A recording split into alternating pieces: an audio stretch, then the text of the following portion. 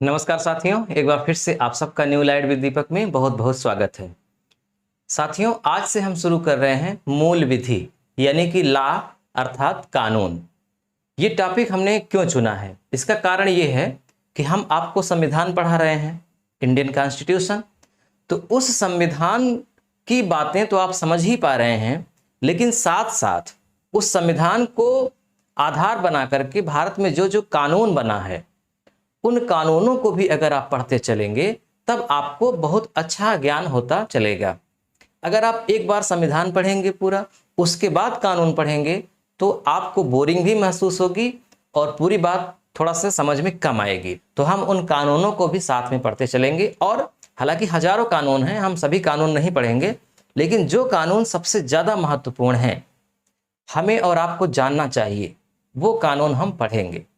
तो चलिए शुरुआत करते हैं। आज पहला दिन है। संसद का पहले नाम क्या था? संविधान सभा। संविधान सभा ने ही संविधान बनाया और इसी संविधान ने अब संसद को अधिकार दिया है कानून बनाने का। तो सबसे पहले इसी संसद में कोई बिल लाया जाता है। अब संसद के दो पार्ट हैं, एक है राज्यसभा और एक है लोकसभा। तो या तो राज्यसभा में कोई बिल लाया जाएगा या फिर लोकसभा में, और इसी बिल को हिंदी में बोलते हैं विधेयक। यानी कि सबसे पहले संसद में एक विधेयक लाया जाएगा। विधेयक का मतलब कि किसी विषय पर किस तरह से कानून बनेगा, उसका पूरा लिखित विवरण। जैसे मैं अगर आरटीआई की ही बात करूं, मैं इसको डिटेल में आपको पढ़ाऊंगा, राइट टू इंफॉर्मेशन। तो ये एक विधेयक लाया गया पहले संसद में, यानी इसमें क्या क्या विवरण है वो पूरा लिखा था, उसको संसद ने पढ़ा और उसको पास किया। उसके बाद उस पर राष्ट्रपति की मुहर लग गई। तो जब संसद ने विधेयक को पास किया और राष्ट्रपति की स्वीकृति मिल गई, तो अब यही विधेयक एक्ट बन गया, यानी कि अधिनियम बन गया। तो आप लोगों ने थंबनेल में देखा भी होगा कि हमने लिखा है कि विधेयक और अधिनियम में क्या अंतर है। तो कागज और लिखावट के हिसाब से कोई अंतर नहीं है। जो बातें यहां लिखी थी वही बातें यहां लिखी गई हैं। हो सकता है यहां पे कुछ संशोधन हुआ हो, क्योंकि संसद उसे पास करेगी। अगर मान लीजिए एक पल के लिए कि कोई संशोधन नहीं हुआ है, तो जो नियम कानून यहां थे वही यहां है, लेकिन यहां पर जब संसद में पेश किया गया तब इसका नाम बिल या विधेयक था। जब संसद से पास हो गया, राष्ट्रपति ने मुहर लगा दी, तब वह विधेयक क्या बन गया? एक्ट बन गया या फिर अधिनियम बन गया। अब इसी अधिनियम में जो जो बातें लिखी हैं उसी को बोलते हैं लॉ या कानून। तो कानून तीसरे स्टेप में आया, एक्ट से कानून निकला। इस एक्ट में जितनी बातें लिखी गई हैं वो सब कानून हैं। कानून सिर्फ एक्ट से ही नहीं बनता, कानून के बनने के और भी रास्ते हैं।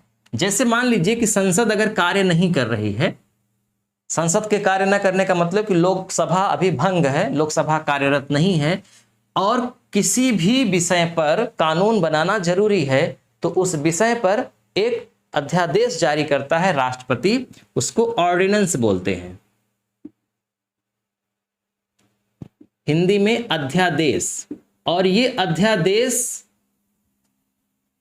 भी एक लॉ है, एक कानून है। जितना महत्व एक्ट का है उतना ही महत्व अध्यादेश का भी है, लेकिन 6 महीने तक, 6 महीने के भीतर उस अध्यादेश को कानून से पास करा करके एक्ट बनाना पड़ेगा, फिर वो कानून बनेगा। अगर 6 महीने के भीतर नहीं हो पाया तो फिर इसे 6 महीने के लिए फिर से नया अध्यादेश ला करके इसे बढ़ाया जा सकता है। इसके अलावा जो सुप्रीम कोर्ट या फिर हाई कोर्ट के निर्णय होते हैं, निर्णय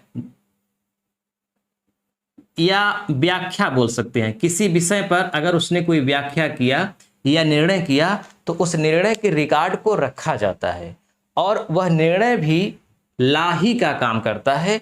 कोई भी उस तरह का जब मामला आता है तो उसी निर्णय के अनुसार, उसी निर्णय को ध्यान में रख करके उसकी व्याख्या की जाती है और सजा का प्रावधान किया जाता है। तो इस तरह से हाई कोर्ट और सुप्रीम कोर्ट का निर्णय भी एक कानून है।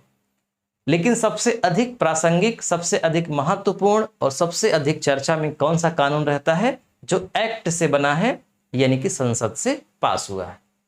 तो इतना हम लोगों ने समझा कि कानून कैसे बनता है। अब हम इन्हीं कानूनों को पढ़ेंगे कि हमारे देश में कौन कौन से कानून संसद द्वारा बनाए गए हैं।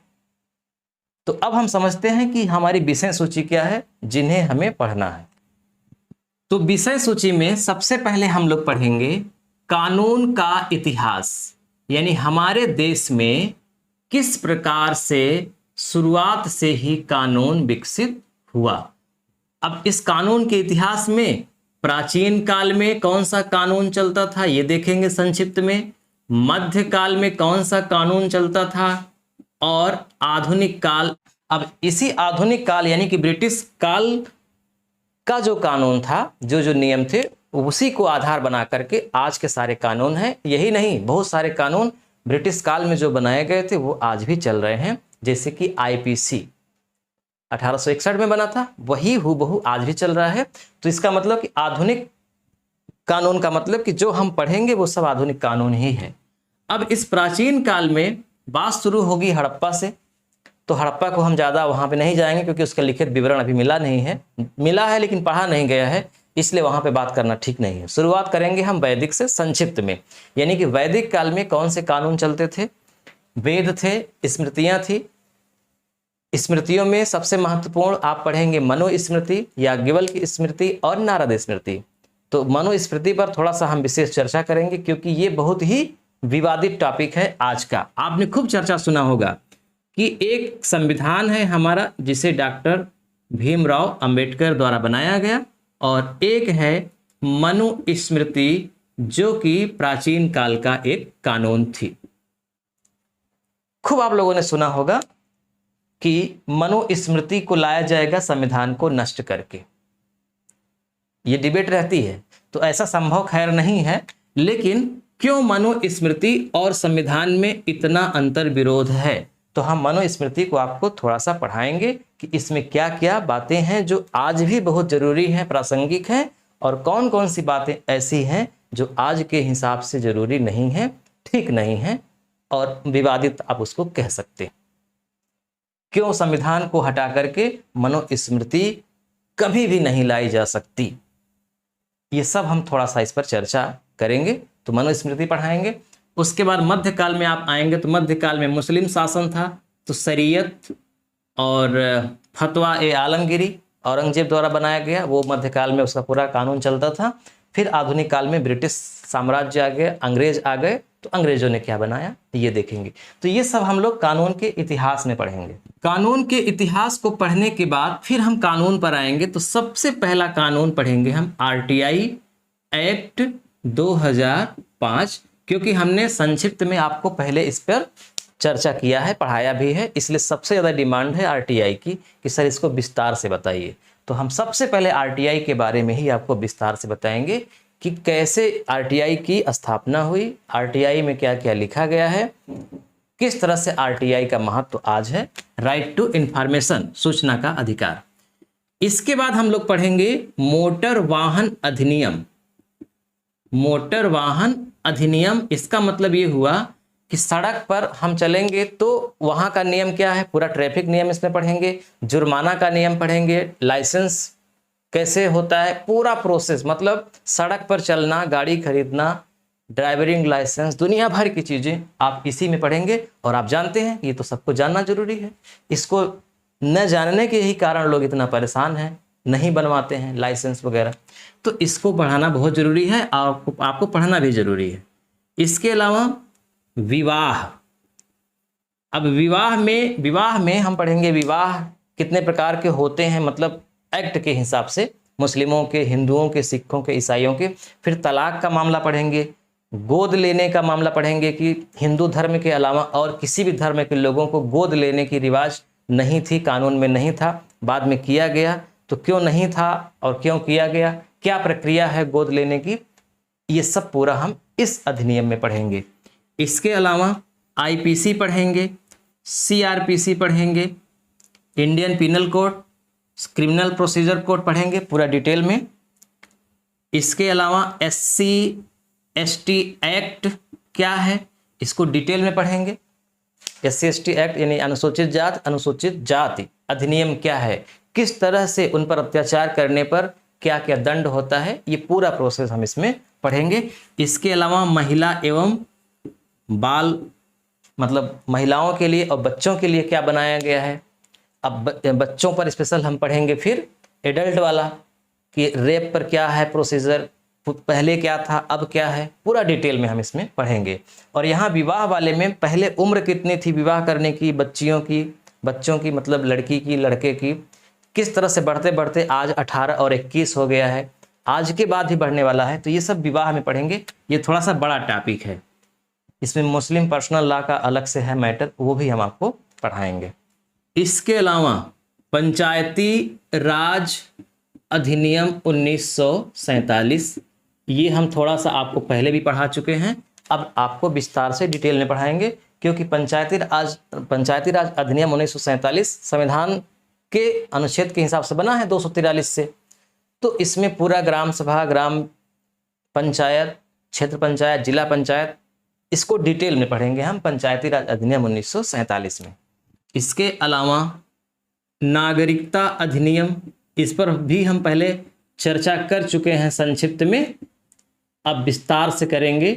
नागरिकता अधिनियम 1955 अनुच्छेद 11 को आधार बना करके नागरिकता अधिनियम 1955 एक अधिनियम बनाया गया संसद ने, और जिसमें ये लिखा है कि कितने प्रकार से नागरिकता प्राप्त होती है भारत में और कितने प्रकार से समाप्त होती है। इसके अलावा फिर इसी में हम पढ़ेंगे CAA सिटीजनशिप अमेंडमेंट एक्ट 2019, अभी का जो मोदी सरकार का है, जिसमें बहुत ज़्यादा विवाद हो रहा है। तो ये CAA क्या है 2019 का। यहाँ नागरिकता अधिनियम का मतलब होता है CA सिटीजनशिप एक्ट। फिर CAA केवल 2019 में ही नहीं, इसके पहले भी लाया गया था, कई बार लाया गया है, अब 2019 में भी लाया गया। CAA का मतलब होता है कि यहाँ पर जो बातें लिखी गई हैं उसमें क्या बदलाव किया गया है, अमेंडमेंट किया गया है। तो 2019 में क्या बदलाव किया गया है ये हम पढ़ेंगे विस्तार से। इसके अलावा भूमि अधिग्रहण विधेयक और भूमि सुधार, भूमि अधिग्रहण विधेयक में हम पूरा डिटेल में पढ़ेंगे कि भूमि कितने प्रकार की होती है, किस प्रकार की भूमि को सरकार अधिग्रहित करती है। जहां NTPC बनती है तो वो लोग जमीन खरीदते हैं ना, अधिग्रहण करते हैं, तो उसका क्या नीति है, किस तरह का कानून है, ये सब कुछ आपको डिटेल में पढ़ाएंगे। इसके अलावा फिर ज़मीन की रजिस्ट्री कैसे होती है, ज़मीन की दाखिल खारिज कैसे होती है, किस प्रकार की ज़मीन है और SC/ST है तो उनकी ज़मीन को कौन खरीद सकता है, कौन नहीं खरीद सकता, खरीद सकता है तो उसका क्या नियम है। फिर इसी में हम आपको पढ़ाएंगे उत्तर प्रदेश का स्पेशल राजस्व संहिता 2006, इसमें आप डिटेल में पढ़ेंगे उत्तराधिकार का नियम कि किस तरह से संपत्तियों को उत्तराधिकार में बांटा जाता है, वसीयत कैसे होती है, वरासत कैसे होती है। तो जो हमारा एक सीरीज चल रहा था अभी अमीन का कोर्स, उसको हमने इसीलिए रोका है ताकि हम जब आपको भूमि अधिग्रहण को डिटेल में पढ़ा दें तो ये उसी का विभाग है, आप इसको समझ सकते हैं, लेकिन मैं इसको वहाँ पर भी जोड़ दूंगा तो ये पूरा अमीन का कोर्स कंप्लीट हो जाएगा। यानी कि जब आप रजिस्ट्री का पूरा प्रोसेस, दाखिल खारिज का पूरा प्रोसेस, मुकदमे का पूरा प्रोसेस समझ जाएंगे तो अमीन का कोर्स कंप्लीट हो जाएगा। इसके अलावा जो आप कमेंट करेंगे जिस कानून के लिए, उसको हम आपको पढ़ाएंगे। इतना तो सबसे महत्वपूर्ण है जो हमने सोच रखा है कि कम से कम इतना हम आपको पढ़ाएंगे। इसके अलावा जो हमें लगेगा महत्वपूर्ण वो भी पढ़ाएंगे, और जिस कानून की आप डिमांड करेंगे वो भी हम पढ़ाएंगे। आपके मन में एक प्रश्न उठ सकता है कि आखिर ये सब कानून हम कैसे पढ़ा सकते हैं, क्या हम एक वकील हैं, क्या हैं? तो हम कुछ नहीं हैं, हम मात्र एक सिविल सर्विसेज की तैयारी करने वाले एक छात्र हैं। हमको पढ़ना पड़ता है, एथेंटिक किताबें हैं, ऑनलाइन भी हमने कई कोर्स ज्वाइन किए हैं, तो हम पढ़ते हैं। और एथेंटिक किताबों को पढ़ने के बाद, चूंकि उनकी भाषाएं बहुत क्लिष्ट हैं, साधारण जनमानस को समझ में नहीं आती, तो चूंकि हमारा YouTube चैनल भी है, इसलिए हमको लगता है कि जो बातें समाज को जानना बहुत ज़रूरी है लेकिन उनको जानने के साधन कम उपलब्ध हैं, इसलिए उनको ये बातें बताई जाएं, उनको ये समझ में आएगा तो वो जागरूक होंगे, शोषण से बचेंगे और अपने जीवन में आगे बढ़ेंगे। ये सोच करके हम ये सब पढ़ाएंगे। लेकिन जो भी पढ़ाएंगे उसमें पूरी कोशिश रहेगी कि 1% भी कोई गलती ना हो। फिर भी अगर गलती हो जाती है तो हम उसको स्वीकार करेंगे और उसको नेक्स्ट वीडियो में उस पर जरूर सुधार करेंगे। दुनिया में कोई ऐसा व्यक्ति नहीं है जो डायरेक्ट ईश्वर के यहाँ से सीख कर आया। सब यहीं सीखते हैं और फिर दूसरे को सिखाते हैं। उन्हीं में से हम हैं, सीखेंगे और आपको सिखाएंगे। पूरी कोशिश रहेगी कि किसी प्रकार की कोई गलती ना हो।